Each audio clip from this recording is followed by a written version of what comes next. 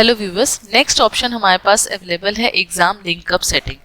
Exam linkup setting main page है इसलिए क्योंकि इसमें हम डिसाइड करते हैं कि हमारे कौन से टर्म्स आएंगे, कौन से टर्म्स को हमें लिंक करना है, कौन सा सब्जेक्ट लिंक होगा, एग्ज़ाम का जो रिपोर्ट कार्ड है उसके हेडर में कितना सेक्शन रहेगा, फुटर में कितना सेक्शन रहेगा, ये सारी चीज़ें हम इसी पेज से सेट करते हैं। दैट मीन्स ये जितने भी मास्टर्स में आपने क्रिएट किया है उन सब का मेजर लिंकअप है हमारा एग्ज़ाम लिंकअप सेटिंग। ठीक है, तो इसमें सबसे पहले हम ले लेते हैं for an example primary class 1 section all. आप इंडिविजुअली एक एक सेक्शन के लिए भी इसमें सेटिंग्स क्रिएट कर सकते हैं। जैसे हायर क्लासेस में आपको maths, science, maths, bio, commerce के लिए रिपोर्ट कार्ड अलग अलग अगर डिज़ाइन में ऑप्शंस चेंज होते हैं तो आप सेक्शन वाइज भी सेटिंग कर सकते हैं। प्राइमरी एंड मिडिल में आपको इसकी ज़रूरत नहीं पड़ती, तो हम बाय डिफ़ॉल्ट ऑल सेक्शन रखते हैं। टर्म वाइज अगर आप रिपोर्ट कार्ड देते हैं, फर्स्ट टर्म कंप्लीट होने के बाद first report card, second time complete होने के बाद दोनों का कॉम्बिनेशन रिपोर्ट कार्ड, उसके लिए भी आप सेटिंग्स अलग से सेव करके रख सकते हैं। और अगर आप दोनों का मर्ज करके देना चाहते हैं तो टर्म 1 को नॉर्मली ऐसे जस्ट ब्लैंक सेव कर दीजिए, ये मास्टर सेटिंग्स उसमें सेव हो जाते हैं, तो ये कैलकुलेशन करने लग जाता है। और टर्म 2 में आप यहाँ पे डिसाइड कर सकते हैं कि सिग्नेचर पार्ट में क्या होगा, कॉन्ग्रेचुलेशन स्टेटस क्या होगा, blah blah blah and all those things. तो सबसे पहले मैं टर्म 1 में आपको बता दूं, जिन स्कूल्स में टर्म 1 का इंडिविजुअल रिपोर्ट कार्ड देते हैं वो चाहते हैं कि टर्म 1 में उन्हें कॉन्ग्रेचुलेशन सेंटेंस यूज करने की। दैट मीन्स ये सारे ऑप्शंस आप देख सकते हैं। चेक रिजल्ट आपको रखना है कि नहीं, अगर चेक रिजल्ट रखते हैं, ये हायर क्लासेस में यूज होता है, 9th 10th 11th 12th, 10th नहीं 9th एंड 11th में चेक रिजल्ट रहे। That means result check for pass and fail आपको रखना है कि नहीं। अगर आप यस करेंगे तो आपको यहाँ मेंशन करना रहता है कि number of subjects limit to fail, 3 subject के ऊपर होगा तो उसे फेल डिक्लेयर करेंगे। सप्ली के लिए हम 2 सब्जेक्ट्स का मार्जिन यूज करते हैं।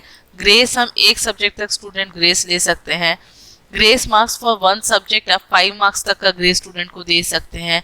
प्रिंट स्टूडेंट रैंक, आपको रिपोर्ट कार्ड में अगर रैंक प्रिंट करवाना है तो आप ये लिख सकते हैं। प्रिंट स्टूडेंट रैंक लिमिट, आपको 10 स्टूडेंट तक के रिजल्ट में रैंक चाहिए तो आप 10th स्टूडेंट तक का रैंक मेंशन करवा सकते हैं। आपको 15 का चाहिए तो आप 15 कर सकते हैं, तो ये 10th रैंक तक कैलकुलेट करेगा अभी at present. Result status print, अगर आपको रिजल्ट स्टेटस प्रिंट करना है तो आप यहाँ से यस कर सकते हैं। तो ये सारी चीज़ें मैक्सिमम यूज होती हैं आपकी टर्म 2 में। ठीक है, लेकिन एट प्रेजेंट मैं क्या कर रही हूँ, मैं सिर्फ टर्म 1 क्रिएट कर रही हूँ। तो मैं ये सारी चीज़ें स्किप करके सीधा जो टर्म 1 में यूज होता है वो है हमारा टीचर्स रिमार्क। टीचर्स रिमार्क को जनरली टर्म 1 के लिए यस रखते हैं और यहाँ पे लिख देते हैं हम class teachers. Apostrophe S use नहीं होता है क्योंकि सॉफ्टवेयर के डेटाबेस के क्वेरी के अकॉर्डिंग ये एपोस्ट्रोफी को यहाँ से एज एन एरर थ्रो करके किल कर देता है क्वेरी को, इसलिए हम यहाँ पे डबल कोट्स यूज करते हैं, क्लास टीचर्स रिमार्क्स। ओके, आप ये इतना डॉटेड लाइन करके रख दीजिए, आपके रिपोर्ट कार्ड में ये डॉटेड लाइन प्रिंट हो जाएगा और वहाँ पे टीचर अपना हैंड रिटन रिमार्क्स फीड कर सकते हैं। ये देखिए हमने यहाँ पे ऑप्शन दिया हुआ है, तो ये ऑप्शन आपको रिपोर्ट कार्ड में क्लास 1 के लिए अगर रखना है तो आप बिल्कुल रखिए, यहाँ पे आप इस तरह से सेव कर सकते हैं। बाकी जितने भी है ये एट प्रेजेंट यूज नहीं होते हैं फॉर टर्म 1। टर्म 1 को आपको रिपोर्ट कार्ड में भी टर्म 1 ही प्रिंट करना है, तो देखिए यहाँ पे हमने टर्म 1 प्रिंट किया हुआ है। अगर कुछ स्कूल्स में चाहते हैं कि टर्म 1 तो है लेकिन ये मेरे टर्म 1 करके ना लिखा है, इंटरनल असेसमेंट लिख के है, तो आप एग्जामिनेशन नेम को टर्म 1 रखिए लेकिन रिपोर्ट कार्ड में टर्म न्यू नेम क्या रखना चाहते हैं, इंटरनल असेसमेंट, तो आप वो चीज़ भी यहाँ से कर सकते हैं। ठीक है, वो ऑप्शन भी हमने दिया हुआ है, तो आप एग्जाम का नेम भी चेंज कर सकते हैं।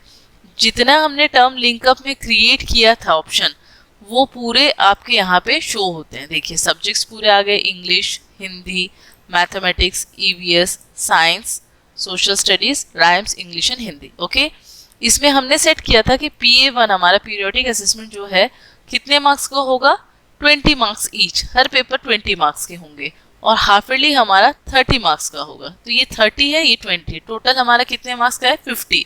आप ध्यान से देखेंगे तो ये पूरा आपका कैलकुलेशन पार्ट है। ठीक है, और आपका पासिंग टोटल जो एनुअल एग्जामिनेशन होगा 50 + 50 वो कितने के कैलकुलेशन में होगा, 100 मार्क्स में होगा, पासिंग मार्क्स को 33 है। तो ये लास्ट वाला कॉलम पे आपको अभी बॉदर नहीं करना है, ध्यान नहीं देना है। आप सिर्फ PA1 और हाफ ईयरली देखिए जो कि आपके टर्म 1 के पार्ट है, ठीक है। इसका पासिंग मार्क्स अगर आप फीड करते हैं तो यहाँ पे ऑटोमेटिकली फिल होके आ जाता है। मैंने अभी तब उसे पासिंग मार्क्स को 8 मेंशन नहीं किया था, इसलिए मैंने फिल नहीं किया था। आप चाहे तो एग्जाम लिंकअप सेटिंग में जब ये हम क्रिएट करते हैं तब भी आप इसको स्टोर कर सकते हैं, सेव करवा सकते हैं। तो आप यहाँ पे मेंशन कर दीजिए, वो सेव हो जाएगा, ठीक है।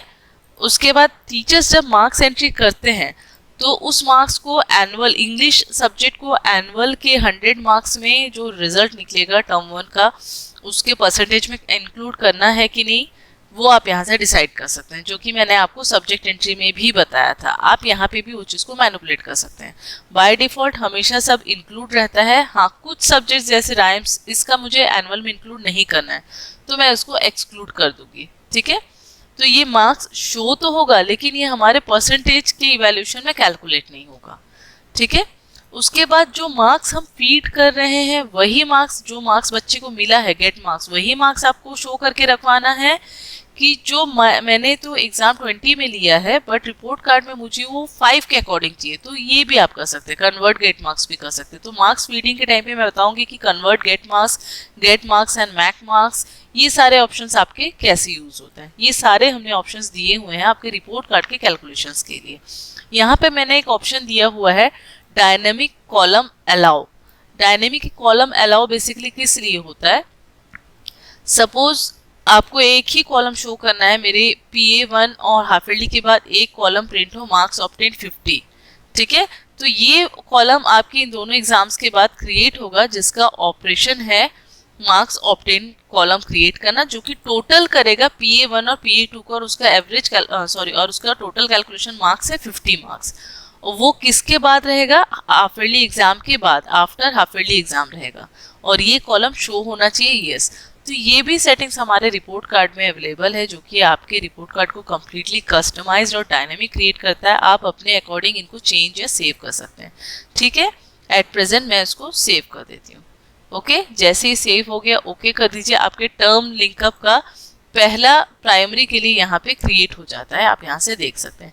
सेकंड हमने क्रिएट किया हुआ है इसी के टर्म 2 का। अब आप इंडिविजुअल टर्म 1 का रिपोर्ट कार्ड बच्चों को दे सकते हैं, लेकिन सपोज आप टर्म 1 का नहीं देना चाहते, सिर्फ टर्म 2 का देना चाहते हैं जिसमें combination of term 1 and term 2 दोनों रहे, तो आप टर्म 2 को शो करिए। यहाँ पे आप डिसाइड करेंगे कि आपको क्या क्या चाहिए। अगर आप चाहते हैं कि एनुअल एग्जामिनेशन का रिजल्ट है तो हायर क्लासेस में आप ये यूज़ कर सकते हैं, लोअर क्लासेस में इसकी ज़रूरत नहीं पड़ती है। हायर क्लासेस में आप चेक कर सकते हैं कि चेक रिजल्ट कैसा रहेगा। Yes, you have to check the result. Software को आप बता रहे कि हाँ मुझे चेक रिजल्ट करवाना है। 3 सब्जेक्ट्स में फेल होगा तो वो बच्चा फेल कहलाएगा, 2 सब्जेक्ट में रहेगा तो वो सप्ली कहलाएगा, 1 सब्जेक्ट में मैं ग्रेस देना चाहती हूँ, ग्रेस मार्क्स में 5 मार्क्स तक देना चाहती हूँ, रैंक में प्रिंट कराना चाहती हूँ कि नहीं कराना चाहती हूँ, यस और नो आप कर सकते हैं। अगर आप यस करेंगे तो कितने बच्चों तक को आपको रैंक प्रिंट कराना है, 10 स्टूडेंट्स तक। रिजल्ट अगर आप शो कराना चाहते हैं, रिजल्ट कॉलम आप देखिए यहाँ पे मैंने शो करवाया हुआ है, सॉरी जस्ट अ सेकेंड, यहाँ पे आप शो करवा सकते हैं रिजल्ट पास और फेल, ये कॉलम आपके यहाँ पे प्रिंट होता है। तो आप यस करेंगे तो रिजल्ट, कुछ स्कूल्स में रिजल्ट बस लिखते हैं, कुछ स्कूल्स में रिजल्ट डिक्लेरेशन लिखते हैं। तो ये आप पे डिपेंड करता है कि आप कैसे लिखना चाहते हैं। तो मैं अभी के लिए रिजल्ट लिख लेती हूँ। अगर आप रिजल्ट में फेल को भी डिक्लेयर करना चाहते हैं तो आप कैसे लिखने चाहते हैं, फेल लिखना चाहते हैं कि हैव नॉट क्लियर्ड लिखना चाहते हैं, परफॉर्मेंस नॉट, जो भी आप लिखना चाहें वो यहाँ पे फेल मेंशन कर सकते हैं। सप्ली में आपको क्या लिखना है। तो ये सारे वैल्यूज हैं जो आपके रिजल्ट को अगर आप यस करते हैं तब आपको उस केस में फीड करना रहता है। अगर आप इसको नो करते हैं तो आपको फिर ये वैल्यूज को फीड करने की ज़रूरत नहीं है, ठीक है। फेल स्टेटस क्या रहेगा, फेल प्रिंट होगा। सप्ली स्टेटस सप्ली, सप्ली और सप्लीमेंट्री भी आप लिख सकते हैं, ठीक है। पास विथ सप्ली मैसेज, तो आप लिख सकते हैं कि पास विथ सप्ली, इस तरह से वो रिपोर्ट कार्ड में प्रिंट होके आएगा। पास विथ सुपर सप्ली में भी आप ये चीज़ मेंशन कर सकते हैं, पास विथ सुपर सप्ली लिख सकते हैं। ग्रेस अगर आप देना चाहते हैं तो ग्रेस इन अबव सब्जेक्ट्स। इस तरह से आप अपने रिपोर्ट कार्ड को जितना भी कस्टमाइजेशन करते हैं अभी तक, उनको आप इस डिज़ाइन में भी कर सकते हैं, तो आप ये सारी चीज़ें मेंटेन कर सकते हैं।